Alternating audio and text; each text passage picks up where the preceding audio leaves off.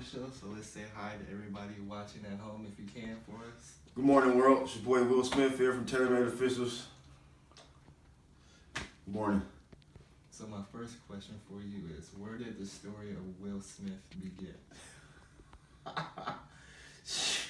Man, you want to start at birth? You want to start at 12 years old? I got in the streets. You want to start at 17 when I started playing with millions of dollars for being in the streets, from drugs and robbing and stealing? Or you want to go straight to 19 years old, ended up in San Quentin or Tracy Reception Center? Or you want to start at me in prison, old Folsom, new Folsom, getting my high school diploma, getting this ring? Or you want to start at when I got out at 25 and...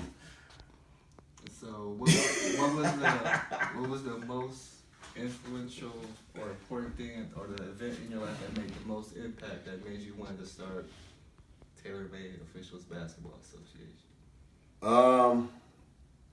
What made me really want to start Tailor-Made was, to be honest, it wasn't even my idea to start Tailor-Made.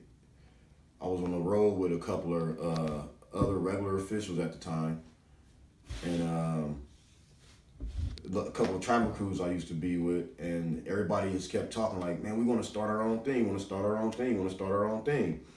And people just kept talking about it. Like, it was just talking about it. I had been on the road maybe like 10 years at the time. And every year we go to Vegas, man, let's start our own thing. I'm listening at the older cats, let's start our own thing, start our own thing. Every year they saying the same thing, but nobody actually put the effort to it. So, came back to California from Vegas, went back to the association. People was getting mistreated and stuff, so that idea kind of like a light bulb came on in my head, like, damn, I really need to make this happen. So I actually went to the people, the traveling crew I was with, and I told them, I said, hey man, I'm about to start this company. And they was with it all at first, and it was all fun and games till I needed help. When I needed help, nobody was there. I was stuck by myself. And so when I was by myself, it was just like, well, fuck. I already started telling people I was going to do it. And now everybody's like, man, so when you going to start it? When you going to start it? I'm like, damn, I'm by myself. And a couple of guys, Elliot, DC, Alex, Landon, we went to Vegas that following year, just with us. And we worked the Vegas thing, and I told them like, hey man, let's make this a real deal. And so they had the idea of going to talk to the association we belong to back home in Oakland, California, saying we should be running something in the summer because I have all the AAU connections. That way everybody can get better over the summer, not wait till a month before high school season start. Mm-hmm. And we went to them, I talked to them, they laughed, ha ha, he, you don't have the power. That gave me more fuel. And just by how I was brought up, if you tell Will Smith he can't do something, he's gonna do it. I have this saying, when there's a will, there's a way. My name is Will, so it's always a way. So that's what gave me the drive. And then when people kept saying what I couldn't do, because I would run different ideas to people. Mm-hmm. Oh, I want to do this, or I want to do that. Same with the talk show. Man, this dude talked about the talk show about 8 months ago. When I was working at the Oakland Hills Tennis Club with him, he just so happened to talk about it a month or two ago. And I told you, me and Jim laughed. We talked about that. And it was funny when you told me that. And once they told me that I couldn't do it, I'm just out to set people wrong. And now the rest is history. So that brings me to my next question. You went through a lot of trials and tribulations in your life, a lot of things that discouraged a lot of people. Most people would quit and just basically follow the norm, go out, work a 9-to-5 job, and work a job that they don't like, that they don't get the full fulfillment of life that they get. So I want to ask you, what is your makeup? What makes Will so determined? I'm built differently from everybody, man. I tell people I'm not an ordinary person. I don't know what it actually is. It's not just one thing that's in me that makes me want to keep pushing this. It's the love I have. Number one, it's the love I have of the game. I was a hell of an athlete growing up. I got hurt at 15. I just wanted to stay around the game. Never been really cool with my dad, but at the time, he gave me a whistle. He used to be, I believe, the president of East Bay at the time. And he gave me a whistle when I got hurt. I used to follow him on the weekends when I would see him to all these different 3-on-3 tournaments.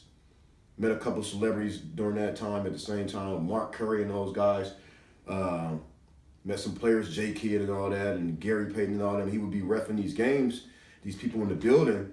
I was like, damn, I just want to stay around the game. Like, because I'm an athlete, I'm hurt, I can't play anymore. I want to stay around the game. And picked up the whistle, and everybody starts saying, man, you're pretty good, you're pretty good, you're pretty good. Your IQ of the game is there because you played. You know, I played on high levels of basketball, and just kind of evolved into something else. At the same time, me refereeing, I didn't take it seriously because I'm still in the streets. You know, I've been in the streets since I was 12. By this time I got hurt, I'm 15. So from 15 to 17, I'm in the streets, in the game, still playing with the whistle, but not really serious. Working for the city of Oakland, not really serious. I'm in the streets, just making it look good. And then just kind of like got real serious when I got home from prison at age 25 and had a conversation with Nate Oliver. He's like, man, the kids need you. I was like, what do you mean the kids need me? He's like, man, you got all this knowledge about sports and, you know, you should give back. I'm like, dude, I'm fresh out of prison. I ain't got no time to be giving back to nobody. I'm trying to worry about myself. And one day I just got tired of working the 9 to 5, man. My shift was 1 p.m. to 10 p.m. at Bedmo in Jack London Square. Became a manager there in 16 months. One of the fastest people to ever become a manager in that company. And my brother at the time was like, man, you need to do something, bro. You know, they're making it harder for people like you to make real money. You need to find something that you love and you're passionate about, put all your time and your money into it. Called Nate. Nate, I'm ready to come back to the city full-fledged, work with the kids. As I work with the kids, I'm doing it with Junior Warriors Pee Wee League. And then Nate calls me out of the blue, says, hey, Will, you want to go to Reno? Stick Crawford, Charles Crawford was running it at the time. I go down there, my last $50. Cost me $42 to get to Reno on a Greyhound. I go down there, the rest is history, man. And been around Stick and those guys, watching how they operate, their passion. It kind of like, I took some of that from them too. Like I take a lot of things from people. It's like a big old pot of gumbo I just stir it up. So as I started doing it, the passion started growing for the officiating just as well as it did, and I was just playing ball. And started having dreams and visions, man. Like, damn, I can be a great official, you know? And then as I start traveling to different states, connecting with different traveling crews outside of Sticks, the Dexter, and I would come back home and people was like, oh man, we heard you was in Utah, we heard you was in Tennessee, we heard you was in New York. You know, I'm just like, okay, well, it's not really a big deal to me.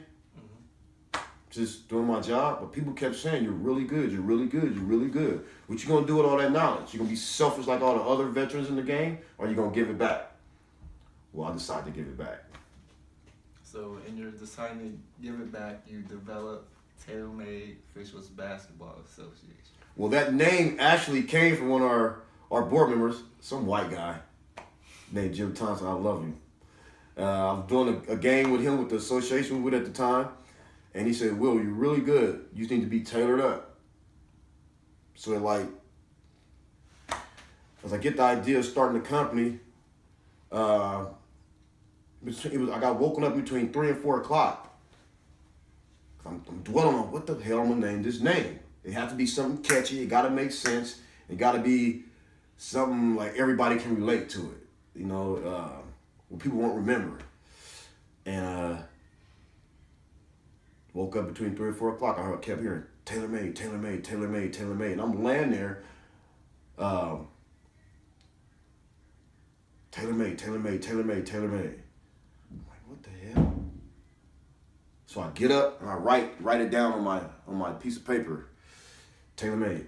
All it was tailor-made at the time. I never thought about having an association. It was just like, I gotta put a name to something I'm doing. It's just tailor-made. So yeah, I got the name actually from Jim Thompson, man. He was part of that inspiration with the name, and Tailor-Made. And then we just added Tailor-Made Officials Basketball Association to it when we got incorporated. So. All right, so my next question, you said you didn't like working a 9-to-5 job because you were doing something you didn't want to do, and you felt you were putting a lot of time into something that wasn't helping you out in the long run. Yeah, because pretty much at 12 years old, when I'm on the streets, you know, selling dope, macking, robbing. I ain't gonna tell you I was robbing, but I was playing with some real money and stuff. But I just got, when I got out of that lifestyle, I was still used to not report to a supervisor or somebody telling me what to do. You know, I dropped out of school really in the 8th grade. They just pushed me through high school because I was an athlete. When I got hurt, they just threw me to the wolves. You know, I went to Verdes R. Carter in North Oakland, from North Oakland, Bushrod. Then I went to Oakland Tech High School. Me and my buddy